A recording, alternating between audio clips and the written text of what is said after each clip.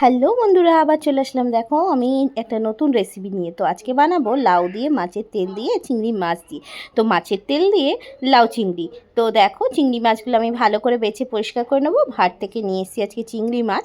তো বন্ধুরা, আমার ভিডিও তোমাদের কেমন লাগে অবশ্যই বলো। আর তোমাদের যদি সত্যি ভালো লেগে থাকে না, তাহলে অবশ্যই মন থেকে বলছি বন্ধুরা, তোমাদের যদি মন থেকে আমার ভিডিও ভালো লেগে থাকে তাহলে অবশ্যই লাইক করো, কমেন্ট করো আর শেয়ার করো। আর প্লিজ প্লিজ চ্যানেলটিকে সাবস্ক্রাইব করে দিও, যাতে তোমাদের আরও ভালো ভালো ভিডিও তোমাদের সামনে নিয়ে আসতে পারি। তো তোমাদের সাপোর্টের সত্যি খুব দরকার, সত্যি সত্যি সত্যি খুব দরকার।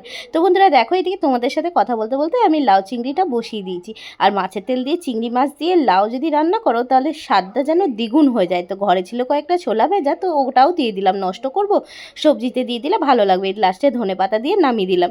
তো বন্ধুরা খেতে দুর্দান্ত হয়েছিল, তোমরা একটু বানিয়ে খেও, দেখবে অবশ্যই খুব খুব ভালো লাগবে মাছের তেল দিয়ে লাউ চিংড়ি। তো আজকের মতো টাটা, বাই বাই। তো তোমাদের যদি ভালো লাগে কমেন্ট করো।